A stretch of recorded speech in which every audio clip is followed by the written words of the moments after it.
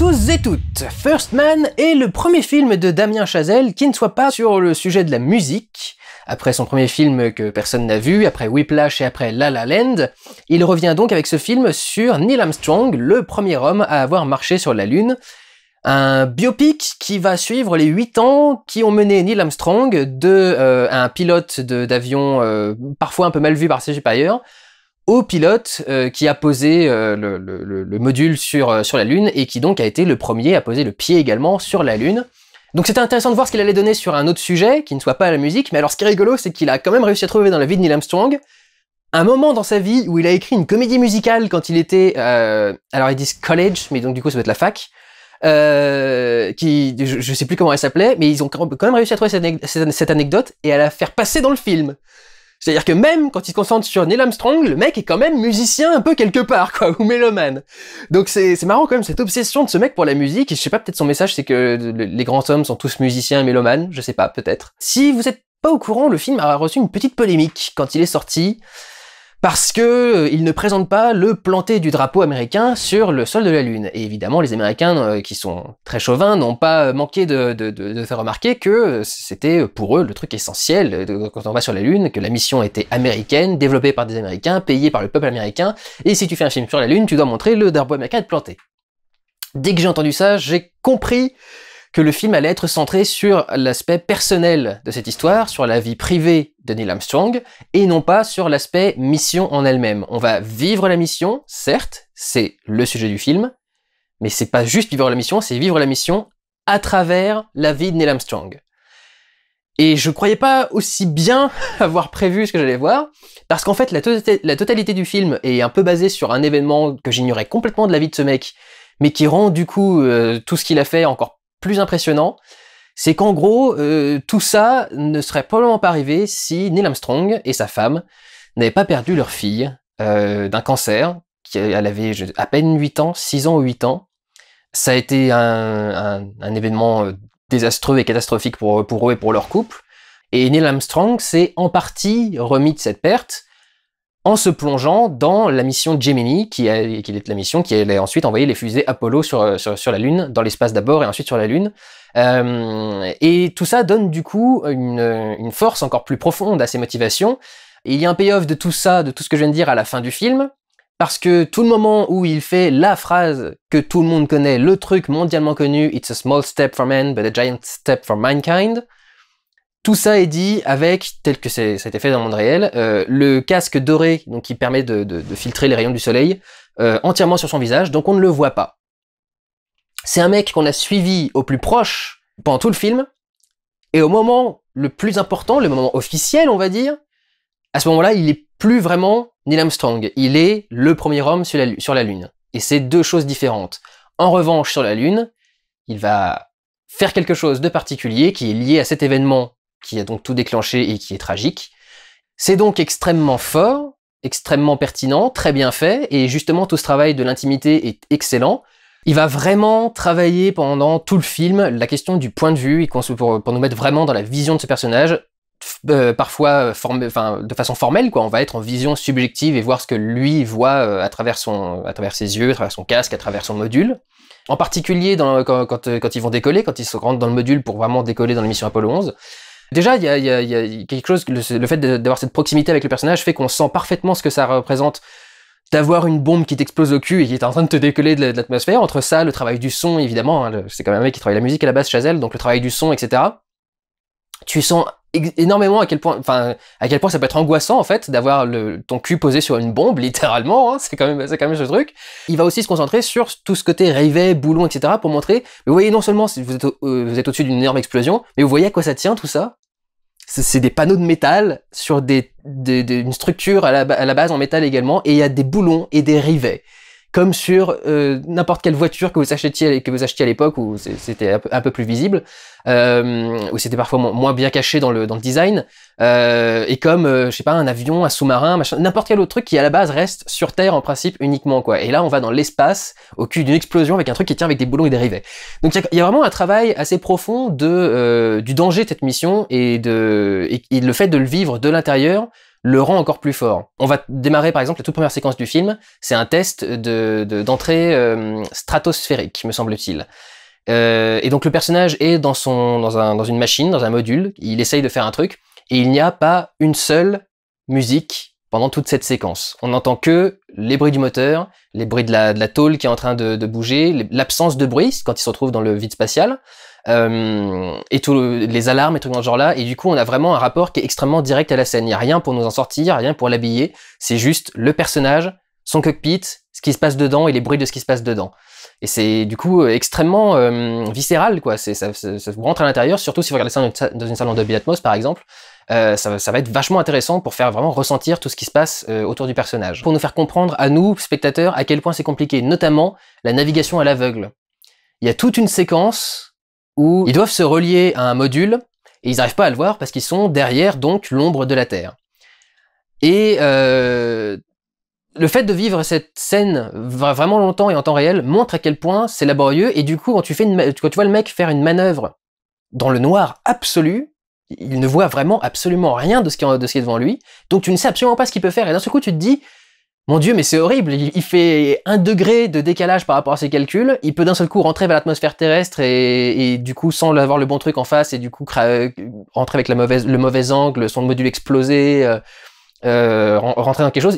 Imaginons même, c'est parce que le truc c'est donc ils ont leurs ordinateurs qui doivent leur indiquer où sont les choses, mais visuellement ils ont pas la confirmation, et donc du coup tu peux te dire, si ça se trouve t'es genre à 2 mm en dessous du module, parce que ton ordinateur était mal cadré, et genre si tu vas un peu vers le haut, tu vas taper dedans, ça va partir dans tous les sens, tu vas faire exploser un truc d'hydrogène liquide, enfin ça... Vraiment tu comprends le stress et la paranoïa du truc, avec cette séquence-là où du coup tu es comme le personnage enfermé dans un tout petit module, tu n'as aucun plan extérieur pour essayer de t'expliquer à toi, spectateur, où en est vraiment le personnage, et t'es vraiment enfermé avec eux, à vivre la scène avec eux. Et je trouve que c'est vraiment impressionnant et que ça marche extrêmement bien, ce genre de scène. Et tout ça, donc, du coup, va nous permettre de beaucoup plus nous mettre dans sa tête. Il va aussi le faire de façon sonore également. Encore une fois, travaille aussi bien de l'image que du son avec Chazelle. Il y a des moments où Neil Armstrong va apprendre quelque chose qui l'angoisse particulièrement, ou alors qu'il détruit, ou qu'il stresse, ou qu'il rend triste. Et du coup, tous les sons ambiants, tout ce qui est autour de lui, va disparaître. Et on va juste se concentrer sur son visage et son regard. Et donc, du coup, on va vraiment... tout le film travaille le fait qu'on soit dans la tête de Neil Armstrong et qu'on sache ce qui se passe dans sa tête, et que ce soit lui notre indication un petit peu sur tout ce qui se passe. Ce qui me permet de noter au passage d'ailleurs que c'est, à mon sens, enfin, un bon rôle de la part de Ryan Gosling. Parce qu'enfin, putain, je l'ai vu dans un film avoir autre chose qu'une émotion neutre et totalement absente, notamment avec le nombre de scènes où il pleure. Avec ce qui se passe au début, évidemment, vous pensez bien que le mec va pas rester stoïque pendant tout le film. Et je dois dire que ça fait du bien de le voir enfin jouer, en fait. Je découvre enfin que Ryan Gosling est capable de jouer. Il était temps quand même après tous les films qu'il a fait, et alors qu'il est déjà considéré comme une vedette et un mec génial, etc. Donc voilà, c'est vrai que c'est extrêmement fort en termes de personnages et en termes de lien avec les personnages. Un peu dans la même idée, pour marquer le grandiose du fait d'arriver sur la Lune, il y a une disparition totale du son avec le fait que l'oxygène soit expulsé du module Apollo. Et donc quand ils vont atterrir, ils soulèvent la trappe, tout l'oxygène est aspiré, et donc d'un seul coup, on n'entend plus rien du tout, plus aucun bip, plus rien, à peine l'écho qu'ils peuvent entendre eux à l'intérieur de leur costume, de leur combinaison, quand ils prennent les rails de l'échelle ou des trucs dans ce genre-là. Même ça, on n'entend pas du tout. Et donc du coup, il y a une disparition totale du son pour être comme dans les personnages, avec la grandeur de l'événement, la surprise de l'événement. Vraiment, on se sent bizarre dans cette scène quand on le voit arriver sur la Lune, descendre super lentement, et ce silence complet. C'est vrai que c'est assez angoissant, et ça fait ressentir du coup le grandiose de l'arrivée sur la Lune. La musique n'est pas en reste, puisqu'à plusieurs moments elle va être utilisée de façon assez intéressante, mais toujours de façon assez discrète également, pour marquer les points les plus importants. Il y a un point notamment que j'ai beaucoup aimé. Je crois qu'il est en partie dû au goût de Neil Armstrong, mais pour moi c'était plus un truc d'époque en général, et un jeu sur l'utilisation de cet instrument à la base. Il y a certaines musiques du film qui sont jouées au thérémine. Le thérémine, si vous ne savez pas, c'est un instrument de musique extrêmement étrange, un des premiers instruments de musique électronique en fait qui existait avant les synthétiseurs et tout dans ce genre-là. C'est en fait 2 antennes qui sont des sortes d'antennes radio, l'angle auquel vous le mettez, la distance, à quel endroit de l'antenne, etc. Tout ça va créer un sifflement différent, mais c'est un sifflement vraiment sifflement quoi, c'est fait. Je sais même pas si j'arrive à le faire comme ça, ce serait plus ouh. Enfin, ça fait plus à la voix presque quand on fait le thérémine. Et d'habitude c'est plutôt aigu, là il en a trouvé un qui était plutôt médium. Donc tu sens pas spécialement le thérémine, mais si tu te concentres un petit peu sur l'instrument, tu te dis tiens c'est bizarre ce son, il est très étrange, et tu reconnais le thérémine. Et du coup il y a un son qui marque la science-fiction de l'époque. Et aller sur la Lune à l'époque, c'était un peu la science-fiction. Les films de science-fiction avaient beaucoup de thérémine parce que donc c'est un son étrange et ça marque très bien les aliens. C'est l'arrivée des aliens. C'est vraiment bizarre. En plus, j'ai un petit truc à la gorge là, j'ai du mal à faire des sons aigus. Mais du coup, il y a un travail de l'époque à travers la musique qui est rendu comme ça et du style de l'époque également. C'est mettre une musique de SF sur ce qui pour l'époque était de la science-fiction. Et on nous remet aujourd'hui on nous fait ressentir ça aujourd'hui avec la musique qui utilise le thérémine de la vieille science-fiction de l'époque. Une belle façon d'utiliser la musique pour rendre une idée dans le film. Il n'y a pas que la musique, cela dit, qui intéresse Damien Chazelle, il y a aussi l'image. Et ce film a toutes les qualités et les défauts d'un film de Damien Chazelle, donc tourné en pellicule, évidemment, ce qui implique qu'une dizaine de % des plans sont flous, bien évidemment, parce qu'ils ont toujours pas réussi à trouver des viewfinders qui étaient beaucoup plus précis que ce qu'on fait depuis des années, et donc je suis navré, quand vous faites du tournage en pellicule, vous risquez de vous retrouver avec des plans flous, et je suis navré. En 2018, on fait plus un plan flou, avec le cinéma d'aujourd'hui, mais peu importe, il y a quand même du grain, il y a quand même un cachet dans l'image, il a mélangé en plus du 35 mm et du 16 mm, et il a tourné en IMAX les plans qui étaient sur la Lune, parce que la Lune c'est grand, gigantesque, etc. Le truc que j'ai trouvé rigolo, c'est quand ils arrivent sur la Lune, tu sens quand même que le mec aime aussi la technique de l'image, et pas uniquement la musique et le son, parce que quand ils sont sur la Lune, ils font donc des photos, et il a trouvé le moyen d'intégrer les réglages nécessaires pour faire des photos sur la Lune.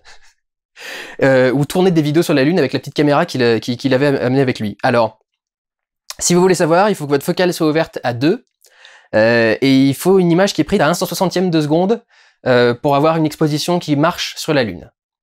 Voilà, si un jour vous y allez, si vous voulez vous promener, vous pourrez préparer votre appareil photo et savoir quel diaph il faudra avoir et avec quelle vitesse il faudra prendre la photo. Et pour continuer à travailler cette notion de réalisme, il va également énormément travailler le travail de la lumière naturelle. Il va y avoir beaucoup de travail de la silhouette dans les intérieurs, notamment où il y aura peu de lumière extérieure. Ils vont souvent se mettre devant des fenêtres, notamment quand ils sont dans le salon par exemple. Ils vont beaucoup travailler les contre-jours quand ils seront dans le salon, et surtout si le personnage va pas particulièrement bien. Au moment où Apollo va décoller par exemple, c'est intéressant parce qu'il y a une passerelle de sécurité donc qui est rouge, parce que sécurité, danger, toujours la couleur rouge pour évoquer ce truc-là, et la passerelle est parfaitement rouge sur une aube parfaitement bleue, mais du coup le contraste entre le rouge et le bleu l'un au-dessus de l'autre est magnifique, et ça montre bien cette espèce d'étrangeté on est en train de faire quelque chose de beau et en même temps d'extrêmement dangereux. Et c'est quelque chose qui rend assez bien, encore une fois, tout le sentiment en fait de la mission. Et alors vite fait sur ces plans extérieurs, mais c'est pas vraiment lié à la lumière ou quoi que ce soit, mais c'est juste, je parle des ciels et je vois pas où est-ce que je pourrais parler de ce plan ailleurs. Immédiatement après la mort de sa fille, on a un plan en fait sur la Lune, de nuit ou de jour, de nuit je crois, avec des branches d'arbres qui apparaissent devant. Et en fait il y a un sens qui est assez intéressant dans ce plan, c'est l'idée de se dire bon bah là il y a un obstacle dans notre vie, et au-delà de cet obstacle, on aura une récompense qui sera la Lune. L'obstacle de la vie, c'est donc les branches qui sont entièrement noires et qui du coup, je suppose, doivent se confondre avec la nuit, et qui viennent au-dessus de la Lune la recouvrir. Et donc c'est un plan comme ça qui annonce un petit peu la suite de ce qui va arriver, et un plan qui a beaucoup de sens et qui est très intéressant du coup. Et évidemment, les personnages sont extrêmement touchants, tout le lien entre Neil Armstrong et sa femme par exemple va être très bien exploité pendant le film, avec ses enfants également, très touchant et sera très bien rendu par les acteurs qui sont excellents et au cordeau comme d'habitude. Donc vraiment, il y a pour moi que des bonnes choses dans ce film. Le seul petit truc que j'arrive pas trop à comprendre dans le comportement de Neil Armstrong, et qui me semble fait spécialement pour offrir des visuels en plus au cinéma et pas spécialement pour un truc réaliste, mais peut-être, c'est quand il rentre dans ces modules, et qui donc va décoller, il colle une sorte de rétroviseur sur les tableaux de bord pour voir ce qui se passe derrière lui. Et tu te dis d'un seul coup, mais enfin, c'est un truc extrêmement dangereux. Le truc est pas parfaitement relié au reste de l'habitacle. Donc du coup, si ça tremble un peu trop, ça peut tomber. C'est un miroir à l'intérieur, donc ça peut casser. Si le truc casse, il peut rentrer dans ta combinaison, dans machin.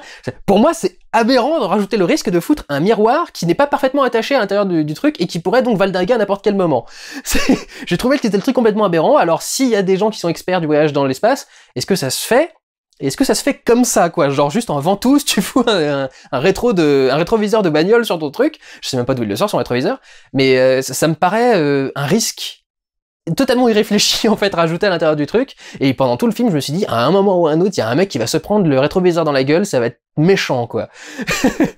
Donc voilà, c'est le seul petit truc qui m'a paru un peu aberrant sur le film. Pour le reste, c'est à la fois terre à terre et extrêmement proche des personnages, donc c'est aussi touchant qu'historique, touchant et humain qu'historique. Pour moi, c'est parfait, c'est une très bonne façon de visiter cet événement particulier et de voir cet événement, et j'ai compris beaucoup de choses que j'avais pas spécialement compris par rapport à cette partie de l'exploration spatiale grâce à ce film-là. Donc voilà, je vous encourage fortement à aller voir First Man, pour moi c'est une réussite totale, et voilà. Prenez soin de vous, allez voir des films, ciao!